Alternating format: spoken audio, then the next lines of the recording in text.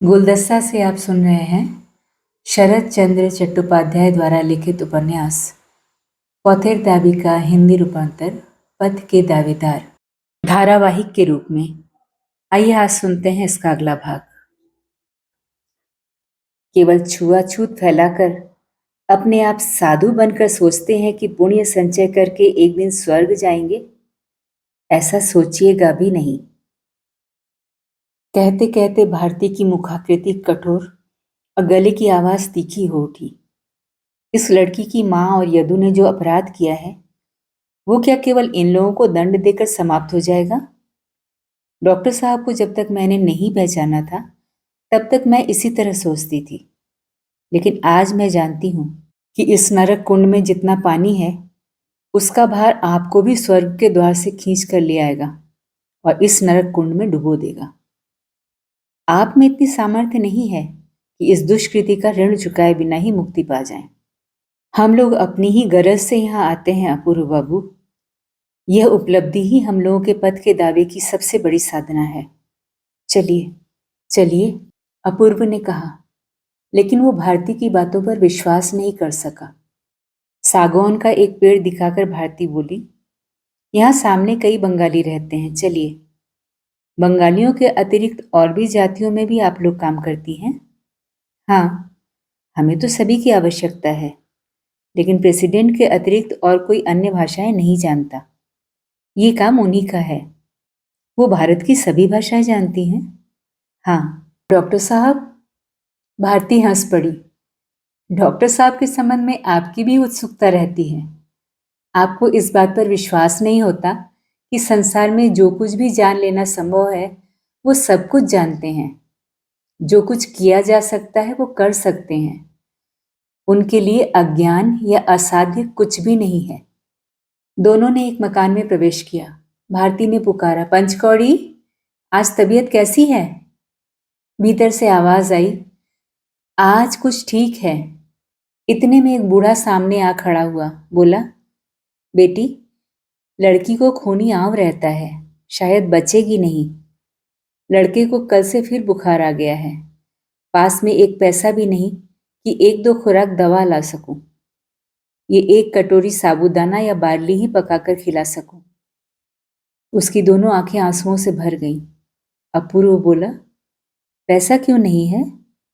वो बोला, पुली की जंजीर गिर जाने से बाएं हाथ में चोट लग गई है। लगभग 1 महीने से काम पर नहीं जा सका। पैसा कहाँ से आएगा बाबूजी? अपूर्व बोला, कारखाने वाले इसका कोई प्रबंध नहीं करते? मजदूर के लिए प्रबंध वो तो कर रहे हैं कि काम नहीं कर सकते तो मकान छोड़ दो, ठीक होकर आना, काम मिल जाएगा। ऐसी हालत में कहाँ जाऊं? छोटे साहब के हाथ पांव जोड़कर 1 हफ्ते और रह पाऊंगा। 20 वर्ष से काम कर रहा हूं महाशय। ये लोग ऐसे ही नमक हराम हैं। अपूर्व क्रोध से जल उठा। जी में आया कि मैनेजर मिल जाए तो उसकी गर्दन पकड़कर दिखा दूं कि अच्छे दिनों में जिसने लाखों रुपए कमा कर दिए हैं, आज बुरे दिनों में उसकी क्या हालत है। अपूर्व के मकान के पास ही बैलगाड़ियों का एक अड्डा है। उसे वहां की एक घटना याद आ गई। एक जोड़ी बैल जीवन भर बोझ ढोते ढोते जब अशक्त और बूढ़े हो गए हो, उनके मालिक ने उन्हें कसाई के हाथ बेच दिया। उस रास्ते से वो जब भी गया है, इस घटना को याद करके उसकी आंखों में आंसू आ गए हैं।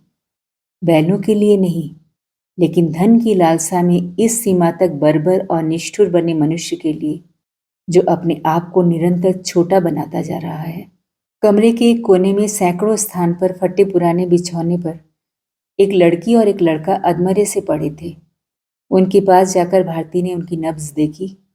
भय के कारण अपूर्व वहां नहीं जा सका, लेकिन दरिद्रता पीड़ित उन दोनों बच्चों की वेदना उसकी छाती में चोट कर गई। कुछ देर बाद भारती बोली, चलिए। पंचकौड़ी चुपचाप उदास मुंह किए खड़ा था। भारती ने स्निग्ध स्वर में फिर कहा, डरो मत, दोनों अच्छे हो जाएंगे। मैं डॉक्टर और दवा सबका प्रबंध कर देती हूँ। उसकी बात पूरी हो ही रही थी कि अपूर्व जेब में हाथ डालकर रुपया निकालने लगा। भारती ने जल्दी से उस हाथ को पकड़कर रोक दिया। पंचकौड़ी की नज़र दूसरी ओर थी, वो ये देख नहीं पाया, लेकिन अपूर्व इसका कारण नहीं समझ सका। भारती ने अपनी अंगिया की जेब से 4 आने निकालकर उसके हाथ में देकर कहा, बच्चों के लिए 4 पैसे की मिश्री, 4 पैसे का साबूदाना ले आना और बाकी 2 आने का दाल चावल लाकर तुम खा लेना। कल तुम्हारा प्रबंध कर दूंगी। ये कहकर अपूर्व को साथ लेकर कमरे से निकल आई। रास्ते में अपूर्व ने पूछा, आपने मुझे पैसे देने से रोक दिया और स्वयं भी नहीं दिए, ये क्यों? देकर तो आ रही हूं। इसी को देना कहते हैं। उसके इस दुर्दिन में पाई पैसे का हिसाब करके केवल 4 आने देना उसका अपमान है। आप कितना देने जा रहे थे? कम से कम 5 रुपए। भारती जीभ काटकर बोली, बाप रे बाप, सब चौपट हो जाता। आप तो शराब पीकर बेहोश पड़ा रहता और लड़की लड़के दोनों की मृत्यु हो जाती।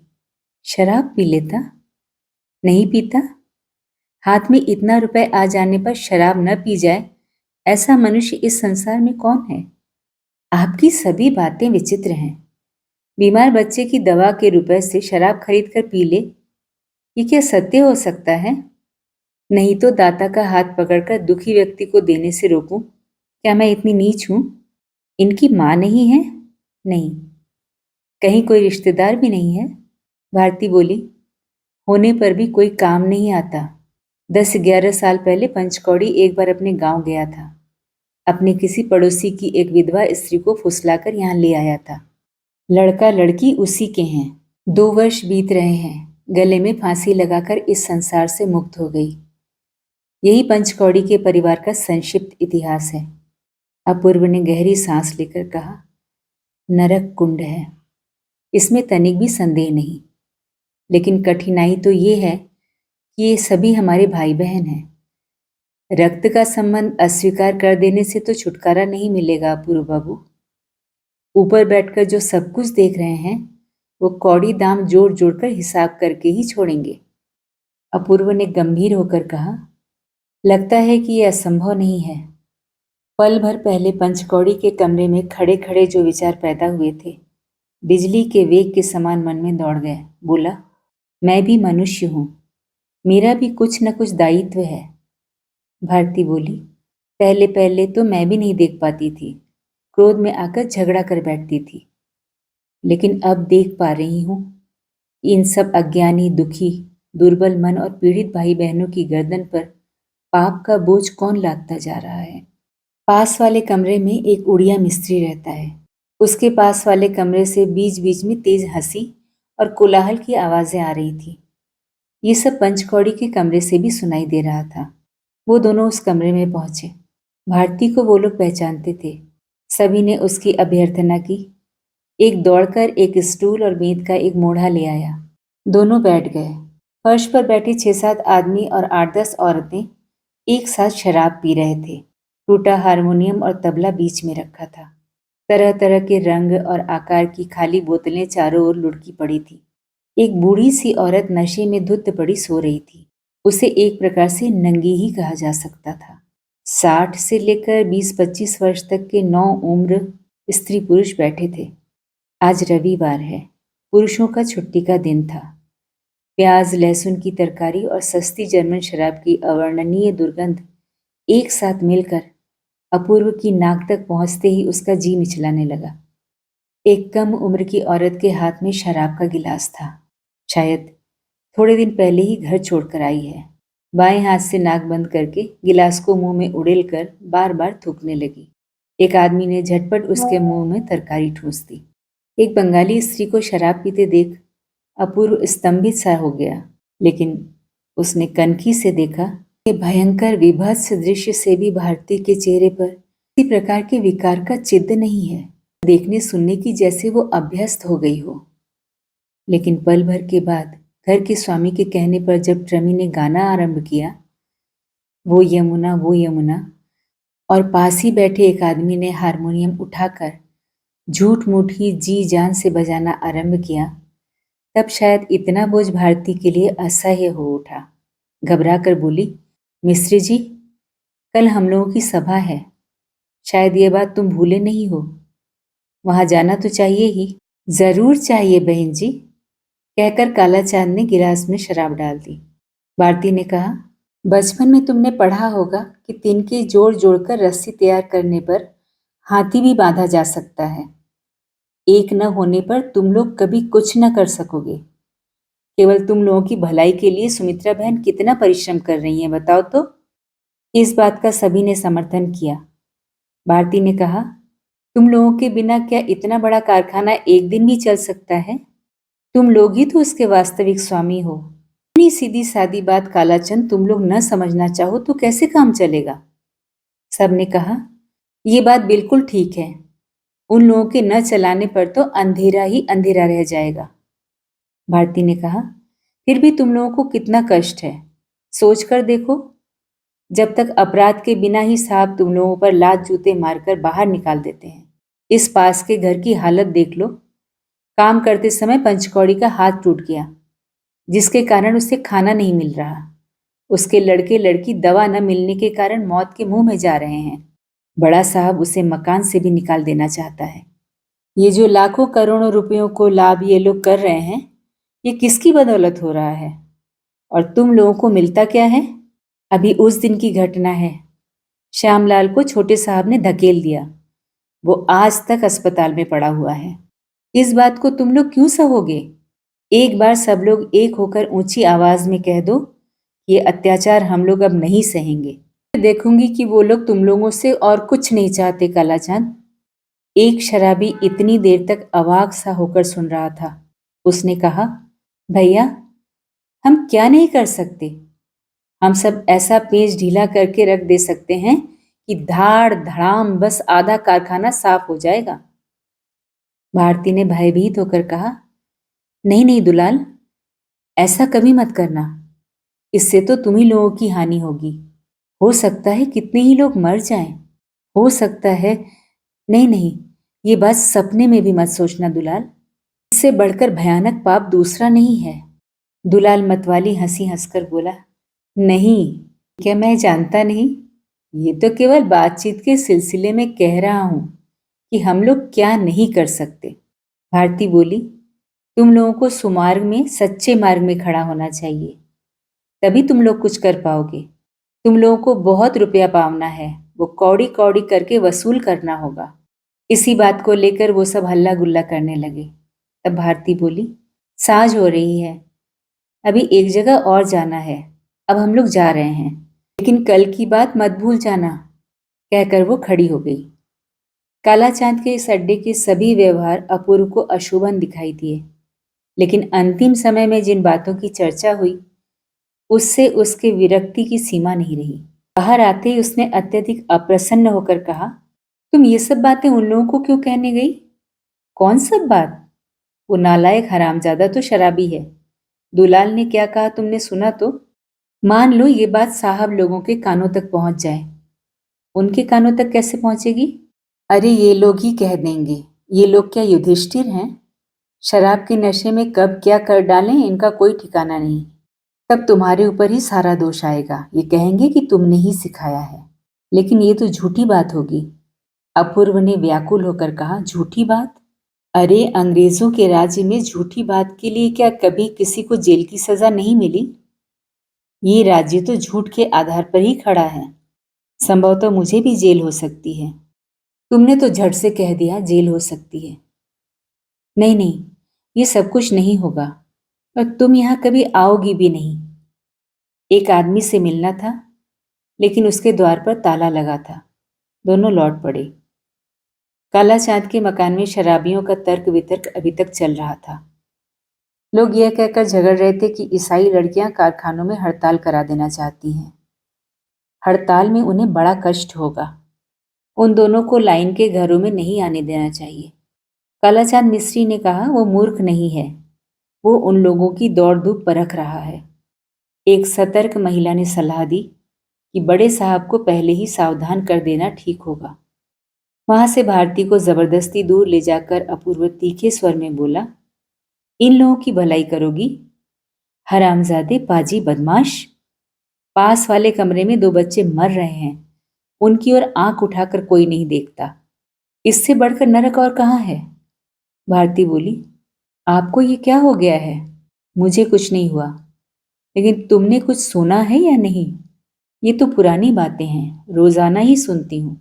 अपूर्व गरज कर बोला, ऐसी कृतज्ञता, इन्हीं को तुम अपने दल में लाना चाहती हो, यूनियन बनाना चाहती हो, इनकी भलाई चाहती हो?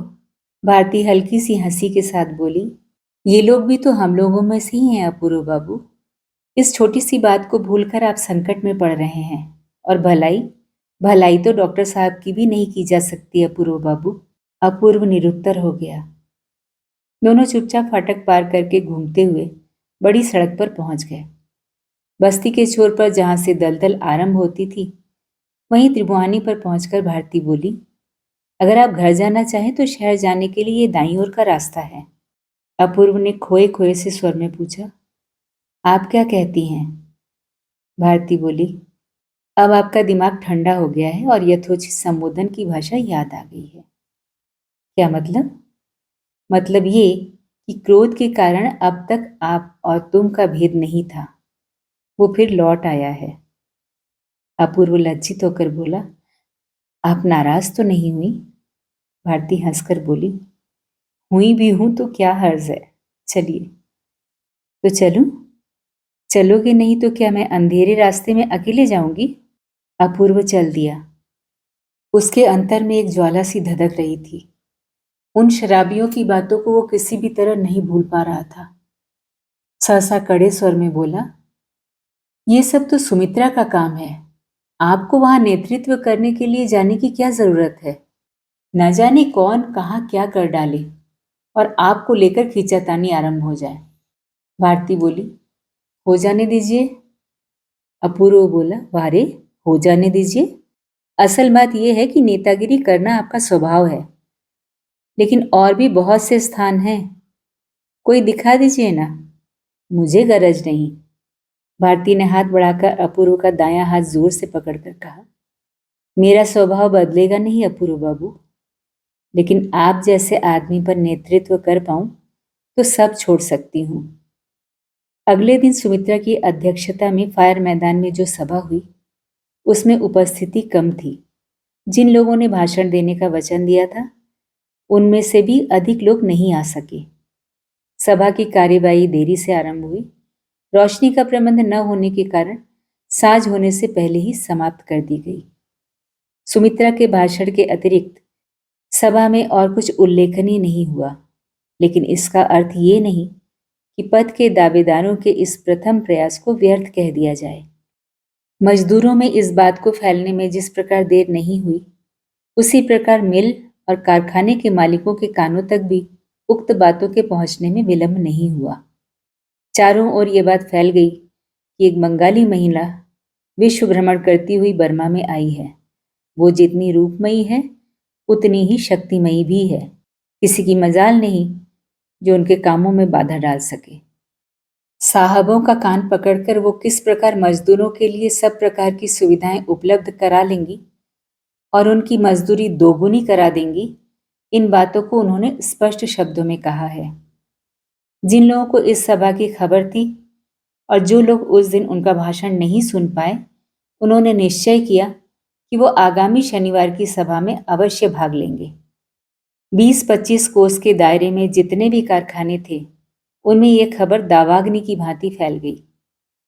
सुमित्रा को बहुतों ने अभी तक नहीं देखा है, लेकिन उसके रूप और शक्ति की ख्याति जब उन लोगों तक पहुंची, तब अशिक्षित मजदूरों में भी सहसा एक जागृति सी दिखाई देने लगी। ये निश्चय हो गया, दिन का नागा करके शनिवार को फायर मैदान में एक एक मजदूर उपस्थित होगा। उसकी वाणी और उपदेशों में यदि कोई पारस पत्थर हो, जिससे गरीब मजदूरों का दुखी जीवन रातों रात एकाएक आतिशबाजी के तमाशों की तरह चमक उठे, तो फिर जिस तरह हो सके वो दुर्लभ वस्तु उन्हें प्राप्त कर लेनी चाहिए। उस दिन भाषणकर्ताओं के अभाव में अपूर्व को भी 2-4 बातें कहनी पड़ी थी।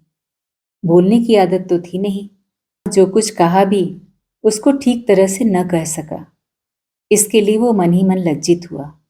लेकिन आज अचानक खबर मिली कि उस दिन की सभा निष्फल नहीं हुई, बल्कि उसका फल ये हुआ कि अगली सभा में सभी कारखानों में काम बंद करके कारीगरों मजदूरों के दलों ने उपस्थित होने का संकल्प कर लिया है। तब गर्व तथा आत्म प्रशंसा के आनंद से उसका हृदय रह रहकर फूल उठने लगा। उस दिन वो अच्छी तरह भाषण न दे सका था, लेकिन प्रशंसा के साथ आगामी भाषण में भाषण देने का निमंत्रण पाकर वो चंचल हो उठा। दोपहर के भोजन पर उसने रामदास को भी ये बात बता दी। एक दिन अपूर्व के लिए रामदास ने भारती का अपमान किया था। उस दिन से भारती के संबंध में उससे बात करते हुए अपूर्व को संकोच होता था। इन दिनों अपूर्व उस गृहहीन लड़की से चुपके चुपके जीवन में कितने बड़े काव्य, कितने बड़े सुख दुख के इतिहास का निर्माण कर चुका था, इसकी उसे कोई सूचना नहीं दी थी। आज पुलक और रोमांच की अधिकता से अपूर्व ने सारी बातें बताई। भारती, सुमित्रा, डॉक्टर साहब, नवतारा, यहाँ तक कि उस शराबी का भी उल्लेख कर दिया। अपने पद के दावेदार के कार्यक्रमों और उपदेशों का वर्णन करते हुए उस दिन लाइन वाले कमरे के अभियान का विवरण भी दे दिया। रामदास ने कोई प्रश्न नहीं किया। एक दिन देश के इस व्यक्ति को जेल जाना पड़ा है, वेदों की मार खानी पड़ी है और न जाने क्या क्या दुख भोगने पड़े हैं। केवल एक दिन के अतिरिक्त और किसी दिन रामदास ने कोई बात नहीं बताई। आज सुमित्रा के पत्र को रामदास के सामने रखकर स्वयं को पद के दावेदारों का एक विशिष्ट सदस्य बताकर उसने देश के काम के लिए नियोजित अपने जीवन का वर्णन किया। पत्र पढ़कर तलवलकर बोला, बाबूजी, ये सारी बातें आपने पहले मुझसे कभी नहीं कही। कहने से क्या आप हमारा साथ देंगे? कैसी बातें कर रहे हैं? मुझे तो आपने सहयोग के लिए आमंत्रित किया नहीं। उसके स्वर में आहत अभिमान की झंकार अत्यंत स्पष्ट होकर उसके कानों में गूंज उठी। जल्दी से बोला, इसका कारण है रामदास बाबू, इन कामों में जितना बड़ा दायित्व है और जितनी आशंकाएं हैं, यह आप जानते हैं। आप विवाहित हैं, एक पुत्री के पिता हैं, इसलिए इस आग में मैंने आपको बुलाना उचित नहीं समझा। गृहस्थों को क्या देश सेवा का अधिकार नहीं? जन्मभूमि क्या आप लोगों की है? अपूर्व लज्जित होकर बोला, मैंने ऐसा नहीं कहा। मैंने तो केवल ये कहा है कि दूसरी जगह आपकी जिम्मेदारियां अधिक हैं, इसलिए विदेश में इतनी बड़ी विपत्ति में पड़ना उचित नहीं। शायद यही हो, लेकिन पराधीन देश की सेवा करने को तो विपत्ति नहीं कहते अपूर्व बाबू। हिंदुओं में विवाह एक धर्म है। मातृभूमि की सेवा करना उससे बड़ा धर्म है। एक धर्म दूसरे में बाधा देगा? अगर मैं जानता तो कभी विवाह न करता। उसके चेहरे की ओर देखकर अपूर्व ने प्रतिवाद नहीं किया, मौन हो गया। लेकिन उसने इस तर्क का समर्थन भी नहीं किया। देश के काम में इस व्यक्ति ने अनेक कष्ट सहे हैं। आज भी उसके भीतर का तेज एकदम बुझा नहीं है। सामान्य प्रसंग से ही वो एकदम उत्तेजित हो उठा है। ये सोचते ही अपूर्व श्रद्धा से झुक गया। लेकिन उसे ये आशा नहीं थी, बुलाने से भी वो पत्नी पुत्री की माया छोड़कर पद के दावेदार का सदस्य बन जाएगा। देश सेवा के अधिकार की उसकी स्पर्धा इन कई दिनों में बहुत ऊंची हो गई थी। सहसा इस प्रसंग को बंद करते हुए उसने आगामी सभा के कारण और उद्देश्यों का वर्णन न करते हुए बताया कि उस दिन को छोड़कर जीवन में कभी उसने भाषण नहीं दिया। सुमित्रा के निमंत्रण की वो उपेक्षा नहीं कर सकता, लेकिन एक ही बात बहुत से लोगों को सुना सके, ऐसी भाषा को उसे अभ्यास नहीं था। तलवलकर ने पूछा, तो फिर क्या कीजिएगा? अपूर्व ने कहा, जीवन में कारखाना देखने का मुझे एक बार ही अवसर मिला था जिस पर भाषण दिया जा सकता है। उस कारखाने के अधिकांश मजदूर जानवरों जैसी जिंदगी बिताते हैं, यह मैं स्वयं अनुभव कर आया हूं। लेकिन न जाने क्यों इस विषय में तो कुछ भी नहीं जानता। रामदास ने हंसते हुए कहा, फिर भी क्या आपको बोलना जरूरी है? न बोले तो क्या कोई हानि है? अपूर्व मौन रहा। रामदास बोला, लेकिन मैं इन लोगों की बातें जानता हूं। कैसे जाना? इन लोगों के बीच मैं बहुत दिनों तक रह चुका हूं अपूर्व बाबू। मेरी नौकरी के प्रमाण पत्रों को देखते ही समझ जाएंगे कि मैं देश के कल कारखानों और कुली मजदूरों के बीच ही जीवन बिताता रहा हूं। अगर आज्ञा हो तो वो करुण कहानी आपको सुना सकता हूं। वास्तव में इन लोगों को देखे बिना देश की वास्तविक स्थिति का ज्ञान हो ही नहीं सकता। अपूर्व ने कहा, सुमित्रा भी ठीक वही बात कहती है। बिना कहे उपाय नहीं है। और जानती हैं, इसीलिए तो वो पद के दावेदारों की अध्यक्षा हैं। बाबूजी, आत्मत्याग का आरंभ यहीं से है। देश की नींव इन्हीं पर आधारित है। उसकी पूरी जानकारी रहने से आपका सारा उद्यम, सारी इच्छाएं मरुभूमि की भांति 2 दिन में सूख जाएंगी। ये बातें अपूर्व के लिए नई नहीं थी, लेकिन रामदास के हृदय से निकलने वाले शब्द उसके हृदय पर गहरा आघात करने लगे। रामदास और न जाने क्या कहने जा रहा था कि पर्दा हटाकर साहब के प्रवेश करते ही दोनों चकित होकर खड़े हो गए। साहब ने अपूर्व की ओर देखते हुए कहा, मैं जा रहा हूं। आपकी मेज पर एक पत्र रखाया हूं, ले लीजिएगा। साहब के जाने के बाद ऑफिस जल्दी ही बंद करके दोनों फायर मैदान की ओर चल दिए। उस ओर गाड़ी नहीं जाती थी, इसलिए कुछ तेज चलना पड़ा। रास्ते में अपूर्व ने कोई बात नहीं कही। उसके जीवन का आज एक विशेष दिन था। वो आशंका और आनंद की उत्तेजना दोनों के बीच बहा जा रहा है। कारीगरों और कुली मजदूरों के संबंध में जो कुछ तो एक पुस्तक से और कुछ रामदास से उसने मसाला इकट्ठा कर लिया था, उन सबको मन ही मन बटोरते सजाते हुए अपूर्व चुपचाप चलने लगा। पद के दावेदार उपन्यास की कहानी जारी रहेगी अगले भाग में।